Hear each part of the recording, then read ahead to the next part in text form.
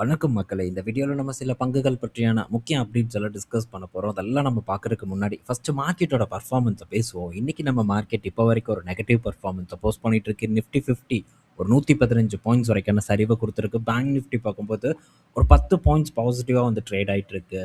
But இன்னைக்கு டே லோல இருந்து Nifty and bank Nifty 2மே பார்த்தீங்கன்னா, தரமான ஒரு பெர்ஃபார்மன்ஸ குடுத்திருக்கு. நல்ல ஒரு ரெக்கவர பார்த்தீங்கன்னா போஸ்ட் பண்ணியிருக்கு. ஸோ நிஃப்டி 250 பாயிண்ட்ஸ் வரைக்கும் இறங்கி இருந்தது. இப்போ பார்க்கும்போது வெறும் 100 பாயிண்ட்ஸ் வரைக்கும் இறக்கத்த குடுத்துட்டுருக்கு. பேங்க் நிஃப்டி இன்னைக்கு டே லோல இருந்து கிட்டத்தட்ட 600 பாயிண்ட்ஸ் வரைக்கான ஒரு ரெக்கவர பார்த்தீங்கன்னா போஸ்ட் பண்ணியிருக்கு. ஸோ 2மே தரமான ஒரு ரெக்கவர டெலிவர் பண்ணியிருக்கு. அண்ட் பல லார்ஜ் கேப் பங்குகள்லயும் இன்னைக்கு நல்ல ரெக்கவர் பார்த்தீங்கன்னா ஏற்பட்டிருக்கு. உதாரணத்துக்கு HDFC பேங்க்க சொல்லலாம் அண்ட் ரிலையன்ஸ சொல்லலாம். 2மே பார்த்தீங்கன்னா இன்னைக்கு டேல சரிவ குடுத்திருந்தது. HDFC பேங்க் 737 கிட்ட போய் இப்போ 746ல ட்ரேட் ஆயிட்டு இருக்கு. அண்ட் ரிலையன்ஸ் பார்க்கும்போது ரூ. 1249 ஓப்பனிங். ஸோ அங்கேருந்து பார்த்தீங்கன்னா ஒரு ரெக்கவர் வந்து போஸ்ட் பண்ணியிருக்கு. 1278ல ட்ரேட் ஆயிட்டு இருக்கு. 2மே பார்த்தீங்கன்னா இன்னைக்கு டேல நான் ஃபோக்கஸ் பண்ணியிருக்கேன். சில குவான்டிட்டிஸ் பார்ப்போம் எப்படி நடக்க போகுது அப்படின்ட்டு. ஸோ ஸ்டில் லார்ஜ் கேப்ல நமக்கு சான்ஸ் பார்த்தீங்கன்னா வந்துக்கிட்டே தான் இருக்கு. ஸோ வர வர என்ஜாய் பண்ணுவோம். பட் என்ன கரெக்ட்டா வந்து பிளான் பண்ணி இன்வெஸ்ட்மெண்ட் பண்ணுறது தான் ரொம்பவே வந்து டஃப்பா வந்து போயிட்டு வந்துட்டுருக்கு. ஸோ பார்ப்போம். பட் சம்டைம்ஸ் வந்து இப்படி தான் கழுத்த நெரிக்கிற மாரி சான்சஸ் வரும். அண்டு சில டைம் பார்த்தீங்கன்னா, நமக்கு சான்சஸே வந்து வராது. ஸோ இதெல்லாம் பேலன்ஸ் பண்ணி தான் நம்மளும் இந்த மார்க்கெட்ல பயணம் பண்ணி ஆகணும். வேற வழியும் வந்து கிடையாது. ஸோ அடுத்து இன்னைக்கு டேல ஆட்டோ செக்டார் பார்க்கும்போதும் ஒரு பெரிய ப்ரெஷரை ஃபேஸ் பண்ணிட்டு இருந்தது. பட் இப்போ அங்கேயும் பார்த்தீங்கன்னா, கொஞ்சம் ரெக்கவர் ஏற்பட்டுட்டு இருக்கு. உதாரணத்துக்கு Maruti and Tata motor passenger vehicle 2மே இன்னைக்கு டே லோல இருந்து ஒரு 1% மேல இறங்கி இருந்தது. பட் இப்போ 2ம் ஃப்ளாட்டா பாசிட்டிவ்ல வந்து ட்ரேட் ஆயிட்டு இருக்கு. ஸோ இந்த ரெக்கவர் தொடருமாங்கிறத நம்ம எண்ட் ஆஃப் த டே வரைக்கும் வெயிட் பண்ணி வந்து பார்ப்போம். ஸோ அடுத்தது இன்னைக்கு டே பங்குகள் அப்டேட்குள்ள நம்ம போவோம். ஃபர்ஸ்ட் நம்ம பார்க்க போறது HCL டெக் பற்றியான அப்டேட் தான். ஸோ HCL டெக் பார்த்தீங்கன்னா, ஒரு 14,000 கோடி முதலீட்டுல ஒரு டேட்டா சென்டர் அமைக்க போறாங்க. சர்வம் AI கூட சேர்ந்து பார்ட்னர்ஷிப் பண்ணி இந்த டேட்டா சென்டர் பார்த்தீங்கன்னா அமைய போகுது. ஸோ ஒடிஷால பார்த்தீங்கன்னா, இந்த டேட்டா சென்டர் ப்ராஜெக்ட்ட HCL டெக் வந்து பண்றாங்க.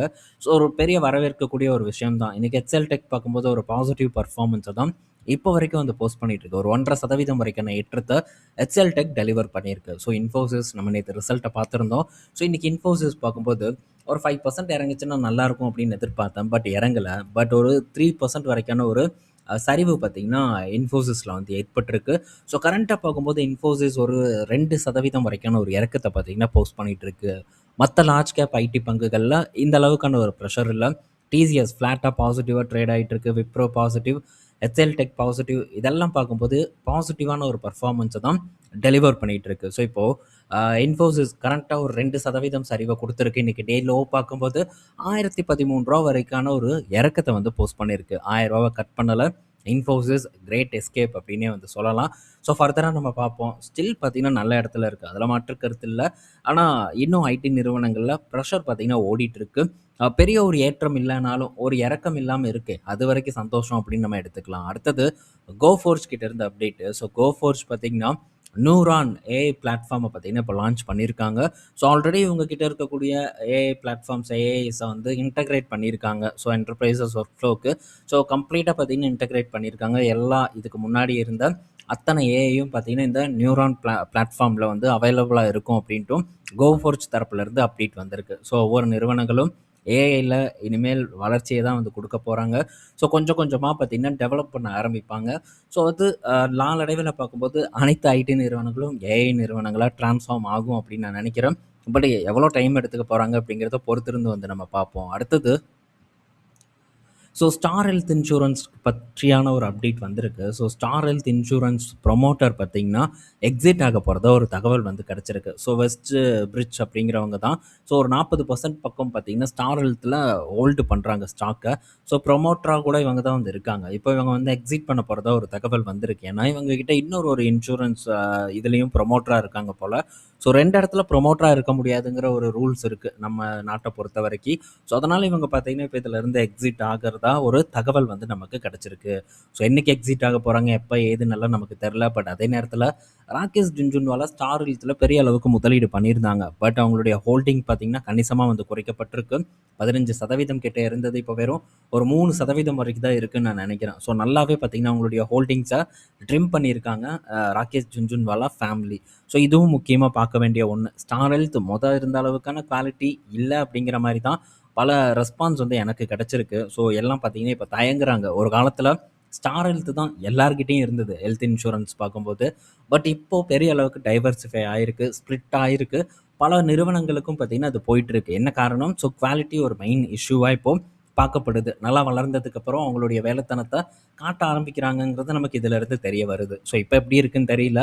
ஸோ நான் இதுக்கு முன்னாடி நெறைய பேர்கிட்ட கேட்டதில, இது பத்தி யாரும் வந்து ஒரு பாசிட்டிவ் ஃபீட்பேக் வந்து எனக்கு குடுக்கல. ஸோ உங்களுக்கு குடுத்துருக்காங்களா? உங்களுடைய எக்ஸ்பீரியன்ஸ் என்னங்கிறத தாராளமா பதிவு பண்ணலாம். மற்றவர்களுக்கும் அது பயனுள்ளதா இருக்கும். அடுத்தது ஸோ ரிலையன்ஸ் பற்றியான அப்டேட்டு. ஸோ இப்போதைக்கு ரிலையன்ஸோட கேஷ் ஃப்ளோ பார்க்கும்போது நெகட்டிவ்ல தான் வந்து இருக்குது ஃப்ரீ கேஷ் ஃப்ளோ. ஸோ இப்போது வரக்கூடிய அடுத்த 3 ஆண்டுகளில் பார்க்கும்போது FY 28க்குள்ளே பார்க்கும்போது இவங்களுடைய கேஷ் ஃப்ளோ பார்க்கும்போது 90,000 கோடியை வந்து ரீச் ஆகும் அப்படின்ட்டு எதிர்பார்ப்பை வந்து வச்சுருக்காங்க. ஸோ இவங்க கசகசன்னு முதலீடு பண்ணிக்கிட்டே தான் இருக்காங்க. ஸோ அவங்களுடைய சக்திக்கு மீறி ஸோ பெரிய அளவுக்கான ஒரு இன்வெஸ்ட்மெண்ட்டை தொடர்ந்து பண்ணிகிட்டு இருக்காங்க. அவங்க உள்ளே வரக்கூடிய பணத்தை காட்டிலும் முதலீட்டு செலவுகள் வந்து ரொம்பவே அதிகமா வந்து போயிட்டுருக்கு. ஸோ அது எதனால அப்படிங்கிறத பற்றி நம்ம பேசியிருக்கோம்.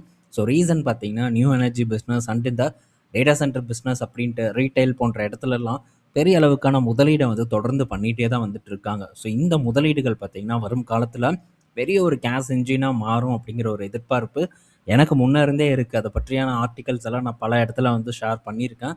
ஸோ இது மிகப்பெரிய அளவுக்கான பணவரவ வந்து உண்டாக்கும் அப்படிங்கிற ஒரு எதிர்பார்ப்பு புரோக்கரேஜ் கம்பெனிஸ் மத்தியில வந்து ஏற்பட்டிருக்கு. எல்லாம் வந்தாலும் கூட பங்கோட விலை இன்னும் பார்த்தீங்கன்னா ஏறாம அப்படியே தான் இருக்கு. ஸோ பெரும்பாலான முதலீட்டாளர்களுக்கு இந்த இடத்துல சொல்லப்போனா கான்ஃபிடென்ட்டே வந்து கிடையாது. ஸோ அந்த அளவுக்கு பார்த்தீங்கன்னா மார்க்கெட் ஒரு பிம்பத்த கிரியேட் பண்ணி வச்சிருக்கு. பட் இந்த பிம்பம் என்னைக்கு உடையும் அப்படின்ட்டுலாம் தெரியல. பட் நம்ம தொடர்ந்து வந்து பார்த்துட்டே வருவோம். இத பற்றியான படிப்பினைய ஷேர் பண்ணிட்டே வந்து இருப்போம். அதன் மூலியமா ஒரு நல்ல புரிதல் ஏற்படும்.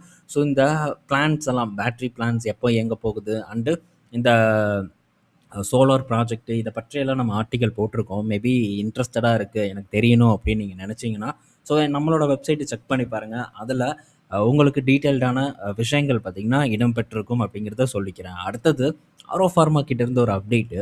ஸோ ஆரோ ஃபார்மா பார்த்தீங்கன்னா, ஒரு அதாவது இந்த ஃபார்மா கம்பெனிஸ்க்கு கெமிஸ்ட்ரி நீட சப்ளை பண்ணக்கூடிய ஒரு நிறுவனத்தோட 80% பங்குகள $17 மில்லியன் அக்யூர் பண்றதா ஒரு தகவல் வந்து கிடைச்சிருக்கு. ஸோ இது ஆரோ ஃபார்மாவை பொறுத்தவரைக்கும் ஒரு நல்ல செய்தி.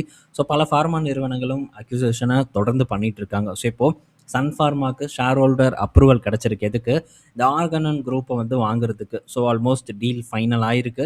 ஸோ விரைவில் பார்த்தீங்கன்னா முடிச்சு கட்டிருவாங்க அப்படின்ட்டு நம்ம எதிர்பார்க்கலாம். ஸோ இது ஃபார்மா கம்பெனிஸ் பற்றியான அப்டேட்டு. ஸோ இருந்தாலும் இந்த ஜென்ரிக் பிரச்சனை ஓடிட்டு இருக்கு. இந்த காலாண்டு ரிசல்ட் எப்படி வரும் அப்படிங்கிறத நம்ம வெயிட் பண்ணி வந்து பார்ப்போம். ஸோ நல்ல பர்ஃபார்மன்ஸாக ஆரோ ஃபார்மா டெலிவர் பண்ணுறாங்களாங்கிறதையும் பொறுத்திருந்து வந்து நம்ம பார்ப்போம். ஸோ அடுத்தது பார்த்தீங்கன்னா, ஐடிசி பற்றியான அப்டேட்டு. ஸோ ரீசென்ட்டா நம்ம இந்த எஃப்எம்சிஜி கம்பெனிஸை பற்றி லாஸ்ட்டாக நம்ம போஸ்ட் பண்ண ஆர்டிக்கலே எஃப்எம்சிஜி கம்பெனிஸோட அடுத்த கட்ட வளர்ச்சி எப்படி இருக்குங்கிறத பற்றி தான் நம்ம பேசியிருந்தோம். அதாவது ரைட் பண்ணியிருந்தோம். ஸோ இப்போது அது ரிலேட்டடான ஒரு அப்டேட் வந்திருக்கு. அண்ட் இதை பற்றியும் நம்ம தனியாகவே ஒரு வீடியோவில் ஒரு ஆர்டிக்கல் வந்து நான் போஸ்ட் பண்ணியிருக்கேன். ஐடிசி பற்றி ஒரு ஆர்டிக்கல் போஸ்ட் பண்ணியிருக்கேன். எப்படி வந்து அவங்க எஃப்எம்சிஜி பிஸ்னஸ் ஆகிருக்கு, க்ரோ ஆகும் அப்படிங்கிறத பற்றி நம்ம பேசியிருக்கோம். இப்போ திரும்ப அதை பற்றியான அப்டேட்ஸ் பார்த்தீங்கன்னா, நேத்து பெரிய அளவுக்கு வந்து எல்லா வெப்சைட்லயும் வந்து ஷேர் பண்ணப்பட்டுட்டு இருந்தது. அதாவது பெரிய பெரிய இந்த ஃபினான்ஷியல் ரிலேட்டட் வெப்சைட்ல வந்து ஷேர் பண்ணப்பட்டிருக்கு. ஸோ அதைத்தான் இங்கே எடுத்துட்டு வந்திருக்கேன். ஸோ ஐடிசி பார்த்தீங்கன்னா, இந்தியாவில் எஃப்எம்சிஜி பார்க்கும்போது ஒரு 8,00,000 கோடி அப்படிங்கிற ஒரு சைஸை ரீச் பண்ணும் 2035க்குள்ள அப்படின்னு வந்து சொல்லியிருக்காங்க. ஸோ ஏஐ மற்றும் அக்யூசிஷன் மூலியமா நாங்கள் வளர்ச்சி அடைவோம் அப்படின்ட்டு நிறுவனத்தோட தலைவர் பார்த்தீங்கன்னா இப்போ தெரியப்படுத்தியிருக்காங்க. ஸோ இது ரொம்ப முக்கியமாக பார்க்கக்கூடிய ஒரு விஷயம். அது மட்டும் இல்லை, எஃப்எம்சிஜிபியை பொறுத்த வரைக்கும் 2வது இடத்துல இருக்கக்கூடிய நிறுவனம் யாருன்னு பார்த்தா அது ஐடிசி நிறுவனமாக தான் வந்து இருக்குது. ஸோ இடத்துல இந்துஸ்தான் யூனிலிவர் இருக்குது. கிட்டத்தட்ட 61,975 கோடி, 62,000 கோடி நம்ம ரவுண்ட் ஆஃப் பண்ணிக்கலாம். 62,000 கோடி ரெவன்யூ ஜென்ரேட் பண்ணி வருஷத்துக்கு 62,000 கோடி ரெவன்யூ ஜென்ரேட் பண்ணியிருக்காங்க. நம்பர் 1 கம்பெனியாக இருக்காங்க. ஸோ இப்போது ஐடிசி பார்த்தீங்கன்னா நம்பர் 2ல இருக்காங்க. 24,000 கோடி பார்த்தீங்கன்னா ரெவன்யூவை ஒரு வருடத்தில் ஜென்ரேட் பண்ணியிருக்காங்க. ஸோ செகண்ட் இடத்துல ஐடிசி இருக்காங்க. அவங்க பிளான் என்ன பிளான் அப்படின்னு பார்க்கும்போது நம்பர் 1 வந்து அவங்க ரீச் பண்ணணும் அப்படிங்கிற ஒரு திட்டத்தை வச்சுருக்காங்க. ரொம்ப கஷ்டம் தான். பட் தொடர்ந்து செகண்ட் இடத்துல நீடிக்கிறாங்களா அப்படிங்கிறத நம்ம பொறுத்திருந்து பார்க்கணும். ஸோ அது மட்டும் இல்லாமல் ப்ரீமியம் ப்ராடக்டை வந்து பெரிய அளவுக்கு இவங்க இன்னும் வருங்காலங்களில் வந்து லான்ச் பண்ண போகிறதா அண்ட் அதில் பெரிய கான்சென்ட்ரேட் பண்ண போகிறதாகவும் தகவல் பார்த்திங்கன்னா ஸோ நிறுவனத்தோட சிஇஓ கிட்டேருந்து வந்திருக்கு. இதுவும் நம்ம பார்த்த விஷயம்தான். திரும்ப ஒரு ரிமைண்டருக்கு இது ரொம்பவே யூஸ்ஃபுல்லாக இருக்கும்ட்டு எடுத்துகிட்டு வந்திருக்கேன். ஸோ பெரிய அளவுக்கு பேசப்பட்டு வந்த அப்டேட் அப்படிங்கிறனால. ஸோ 3வது இடத்துல பார்த்தீங்கன்னா நெஸ்லே இருக்காங்க. 23,200 கோடி ரெவென்யூவை நெஸ்லே பார்த்தீங்கன்னா ஜென்ரேட் பண்ணியிருக்காங்க. 4வது இடத்துல யார்? ஸோ கெஸ் பண்ணுங்க. ஸோ 4வது இடத்துல இருக்கக்கூடிய நிறுவனம் ரிலையன்ஸ் இண்டஸ்ட்ரீஸாக வந்து இருக்காங்க. ஸோ ரிலையன்ஸ் கன்சியூமர் பார்க்கும்போது 22,000 கோடி ரெவன்யூவை வந்து ரீச் பண்ணியிருக்காங்க. ஸோ வெரி ஃபாஸ்டஸ்ட் க்ரோவிங்காக ரிலையன்ஸ் பார்த்திங்கன்னா ப்ரூவ் பண்ணியிருக்காங்க. 5வது இடத்துல பிரிட்டானியா இருக்காங்க. ஸோ 7வது இடத்துல டாபர் இருக்காங்க. 6வது இடத்துல பார்லே இருக்காங்க. ஸோ பார்லே லிஸ்ட் ஆகலை. 15,568 கோடி. ஸோ இதை பற்றியும் நம்ம பேசியிருந்தோம். பார்லே, பிரிட்டானியா அண்ட் ஐடிசியோட வருமானம் எப்படி இருக்குது, ஸோ லீடர்ஷிப் எப்படி போகுது அப்படிங்கிறத பற்றி நம்ம இதுக்கு முன்னாடி வந்து பேசியிருந்தோம். அதாவது ஆர்டிக்கல் போஸ்ட் பண்ணியிருந்தோம். அதையும் பலரும் பார்த்துருப்பீங்கன்னு நான் நினைக்கிறேன். ஆல்மோஸ்ட் பார்த்தீங்கன்னா அனைத்து விஷயங்களையும் முன்கூட்டியே வந்து நம்ம தொடர்ந்து டிஸ்கஸ் பண்ணிக்கிட்டே தான் இருக்கோம். ஏதாச்சும் ஒரு வகையில் ஒரு ஒரு ஒரு டைம் பார்க்கும்போது இதை பற்றி நம்ம வீடியோவில் பேசுகிறோம். இன்னொரு டைம் வந்து நம்ம ஆர்டிக்கலில் டீட்டெயில்டாக வந்து போஸ்ட் பண்ணுறோம். ஸோ இந்த மாதிரி எவ்வளோக்கு எவ்வளோ முன்கூட்டியே நம்ம போயிட்டுருக்கோமோ அவ்வளோக்கு அவ்வளோ நமக்கு ரொம்ப நல்லது அப்படிங்கிறதுல மாற்றுக்கிறது இல்லை. ஸோ வேகமாக விஷயங்களை வந்து நம்ம உள்வாங்கிட்டே இருக்கும்போது முடிவுகள் பார்க்கும்போது ரொம்பவே பெட்டராக வந்து வரும். அவுட்கம் ரொம்ப சூப்பராக வந்து இருக்கும் அப்படிங்கிறது தான் என்னோட ஒரு புரிதலாக வந்து இருக்குது. அதை நோக்கி தான் வந்து போயிட்டுருக்கேன். ஸோ செய்தித்தளங்கள் இதெல்லாம் வந்து கொடுக்குறதுக்கு முன்னாடியே நம்ம செயல்படணும் அப்படிங்கிறது என்னுடைய ஒரு நோக்கம். அதை பேஸ் பண்ணி தான் தொடர்ந்து பார்த்தீங்கன்னா நான் பயணம் பண்ணிட்டு வந்துட்டுருக்கேன். ஸோ ஹெவியான ஒர்க்கெல்லாம் இருக்குது. ஸோ நேற்று 4 வீடியோ பார்த்தீங்கன்னா நான் ரெக்கார்ட் பண்ணேன். ஒன்று இன்னைக்கு காலையில் தான் நான் போஸ்ட் பண்ணேன். ஸோ ஒரு நண்பர் பார்த்தீங்கன்னா வேலையை விட்டுட்டேன் அப்படின்ட்டுலாம் போட்டிருந்தாங்க. ஸோ அப்படியெல்லாம் விட்டுறதுக்கு நான் முட்டாள் கிடையாது. ஸோ எதுக்கு விடணும் அந்த வருமானத்தை? ரொம்ப முக்கியம்தான். வேலை அப்படிங்கிறது ரொம்ப முக்கியம்தான். ஸோ நான் ஒன்றும் பணக்காரனெல்லாம் கிடையாது. ஸோ நானும் ஒரு நார்மல் மிடில் கிளாஸ் தான். ஸோ பெரிய அளவுக்கு வருமானம் ஈட்டக்கூடிய இல்லை பெரிய அளவுக்கு சொத்து சேர்த்து வச்சுருக்கக்கூடிய ஆட்கள் கிடையாது. அதனால் எப்படியெல்லாம் வந்து நம்ம ஏர்ன் பண்ண முடியுமோ அந்த வழியை தொடர்ந்து நம்ம எக்ஸ்ப்ளோர் பண்ணிகிட்டே இருக்கணும் அப்படிங்கிறத இந்த இடத்துல நான் சொல்லிக்கிறேன். ஸோ தொடர்ந்து உழைத்து கொண்டே தான் இருக்கணும். நேற்று 9 o'clock பார்த்தீங்கன்னா நான் சிஸ்டமில் உட்காந்தேன். ஸோ காலையில் எழுந்திரிச்சு 9 o'clock சிஸ்டமில் உட்காந்து ஒர்க்கை ஸ்டார்ட் பண்ணேன். நைட்டு முடிக்கும்போது கிட்டத்தட்ட 12 மணிக்கிட்ட ஆகிப்போச்சு. ஸோ அவ்வளோ நேரம் பார்த்தீங்கன்னா தொடர்ந்து ஒர்க் பண்ணிகிட்டே தான் இருக்கேன். இடையில சாப்பிட்றதுக்கு மட்டும்தான் பிரேக் அப்படிங்கிறத எடுக்கிறேனே தவிர மற்ற பிரேக்கே வந்து இருக்காது. ஸோ தொடர்ந்து பார்த்திங்கன்னா வேலை ஓடிக்கிட்டே தான் வந்து இருந்துகிட்ருக்கும். ஸோ தொடர்ந்து நம்ம பண்ணுவோம். ஸோ ஒன்ஸ் ஏதாச்சும் ஒரு சூழ்நிலையில் மேபி நான் ஃப்ரீ ஆகலாம். ஸோ ஒர்க்கு பார்த்திங்கன்னா நான் ரிலீவ் ஆகலாம். ஆனாலும் கண்டிப்பாக அந்த அப்டேட்டை உங்கள் கூட நான் ஷேர் பண்ணுவேன். அதுக்கப்புறம் இதை விட ரொம்ப அக்ரெசிவாக தான் நம்ம மார்க்கெட்டில் செயல்பட போகிறோம். சோம்பேறியாக அப்படியே போய் படுத்து தூங்குற ஒரு பழக்கம் நம்மக்கிட்ட இருக்க போகிறதில்ல. தொடர்ந்து அக்ரெசிவாக வந்து நம்ம செயல்பட போகிறோம். அக்ரெசிவாக போய் மார்க்கெட்டில் பங்குகளை வாங்க போகிறதில்ல. அக்ரெசிவாக நம்ம அங்கே என்ன நடக்குது அப்படிங்கிறத தெரிஞ்சுக்கிட்டே இருக்க போகிறோம். பெட்டரான சான்ஸுக்காக வெயிட் பண்ண போகிறோம். கரெக்டாக வரும்போது வலையை வீசி பிடிக்கிறது தான் நம்மளுடைய வேலையாக அண்டு நம்மளுடைய திட்டமாக இருக்க போகுது அப்படிங்கிறது இந்த இடத்துல நான் திட்டவட்டமாக தெரியப்படுத்திக்கிறேன். ஓகே. ஸோ நெக்ஸ்ட்டு பார்த்தீங்கன்னா ஐடிசியோட சிகரெட் பிஸ்னஸ். ஸோ பார்த்தீங்களா கசகசன் அப்டேட்டு. ஸோ இப்போது ஐடிசி பார்த்தீங்கன்னா அவங்களுடைய சிகரெட் போர்ட்ஃபோலியோவை மறுசீரமைக்க போகிறதா ஒரு அப்டேட் வந்து கொடுத்துருக்காங்க. ஸோ இன்னும் வந்து பல எஸ்கேயூஸ் வந்து ஆட் பண்ண போகிறதாகவும் தகவல் வந்து கிடச்சிருக்கு. ஸோ இப்போதைக்கு பெரிய ஒரு ப்ரெஷர் பார்க்கும்போது இந்த ஃபாரின் சிகரெட், சைனா சிகரெட் பார்த்தீங்கன்னா ஒரு பெரிய தலைவலியை கொடுத்துட்ருக்கு. And tax. ஸோ இது ரெண்டும் தான் பார்த்தீங்கன்னா ஐடிசிக்கு ஒரு பெரிய ப்ரெஷராக இப்போதைக்கு அமைஞ்சிட்ருக்கு. பல பெட்டிக்கடைகள்லாம் இருக்கும் போல் இந்த சைனா சிகரெட்டு. ஸோ இதுக்கு முன்னாடி நானும் பார்த்துருக்கேன். சைனா சிகரெட் எல்லாம் பார்த்துருக்கேன். ரொம்ப கம்மியாக இருக்கும் ரேட்டு பார்க்கும்போது. ரூ. 20 இந்த இந்த ரூ. 20க்கு பார்த்தீங்கன்னா 20 சிகரெட் இருக்கிற மாதிரி ஒரு இது இருக்கும். ஸோ இந்த சிகரெட்டெல்லாம் 20 பேக் 20 சிகரெட் ஒரு பேக்கில் இருக்கிற மாதிரி இருக்கும். ஸோ ரொம்ப சீப்பாக பல சிகரெட்ஸ் பார்த்தீங்கன்னா விற்றுக்கிட்டு தான் இருக்காங்க. வெறும் சிகரெட் மட்டும் விற்கக்கூடிய இடத்துல அது அவைலபிளாக இருக்கும்னு நான் நினைக்கிறேன். அதோட ஒரு தாக்கமும் பார்த்தீங்கன்னா பெரிய அளவுக்கு நிறுவனத்தை பாதிக்குது. பட் எல்லா பொட்டி கடை, எல்லா மளிகை கடையிலையும் அந்த சிகரெட் அவைலபிளாக வந்து இருக்காது. ஸோ ஒரு முக்கியமான இடத்துலலாம் பார்த்தீங்கன்னா அந்த சிகரெட் இருக்கும் அப்படின்னு நான் நினைக்கிறேன். இந்த சைனா சிகரெட் இருக்குன்னு நான் நினைக்கிறேன். பட் அதை விற்கக்கூடாதுன்னு நான் நினைக்கிறேன். சட்டப்படி குற்றம். மேபி தெரியாமல் வந்து விற்றுட்ருப்பாங்க. இது ஒரு பெரிய தலைவலியாக பார்த்தீங்கன்னா ஐடிசிக்கு இருக்குது. ஸோ வரக்கூடிய ரிசல்ட்டில் நம்ம பார்ப்போம்.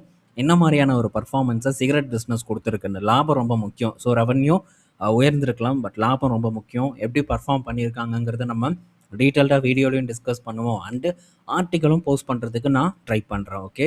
ஸோ இது ஒரு மறுசீரமைப்பு நடக்க போகுது. எஃப்எம்சிஜி ஒரு பக்கம் நல்ல வளர்ச்சியை நோக்கி போயிட்டுருக்கு. ஸோ எஃப்எம்சிஜியில் நல்ல வளர்ச்சியை கொடுக்குறாங்க. சிகரெட் பிஸ்னஸ் கொஞ்சம் லேக் ஆகிருக்கு. பட் அது திரும்ப ரெக்கவர் ஆகும் அப்படிங்கிற எதிர்பார்ப்பு எனக்கு இருக்குது இந்த ஐடிசி நிறுவனத்தை பொறுத்த வரைக்கும். பட் எதுக்கு கொஞ்சம் டைம் கூட வந்து எடுத்தாலும் எடுக்கலாம். பட் நல்ல சான்ஸ் கிடைக்கும்போது நம்ம அதை யூஸ் பண்ணுறதுக்கு ட்ரை பண்ணணும். திட்டத்தோடு நம்ம உள்ளே நுழைஞ்சோன்னா டிசப்பாயிண்ட் ஆக மாட்டோம். சரிவை பார்த்து டிசப்பாயிண்ட் ஆக மாட்டோம்.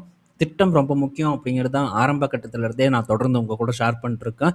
திட்டம் இல்லாம முதலீடு பண்ணீங்கன்னா மாட்டிக்குவீங்க. ஸோ அது எந்த நிறுவனமா இருந்தாலும் சரி, ஐடிசியா இருந்தாலும் சரி, ஹெச்டிஎஃப்சியா இருந்தாலும் சரி, ரிலையன்ஸா இருந்தாலும் சரி. ஸோ பிளான் ரொம்ப முக்கியம் அப்படிங்கிறத ஞாபகம் வச்சு, உங்களுடைய சக்திக்கு ஏற்ப உங்களுடைய சொந்த பிளான நீங்க உருவாக்கி, அதுக்கேற்ற மாரி போகணும் அப்படிங்கிறது தான் என்னோட ஒரு விருப்பமாவும் வந்திருக்கு. ஸோ நெறைய விஷயங்கள இந்த வீடியோல நம்ம பார்த்திருப்போம். பயனுள்ளதா இருக்கும்னு நான் நெனைக்கிறேன்.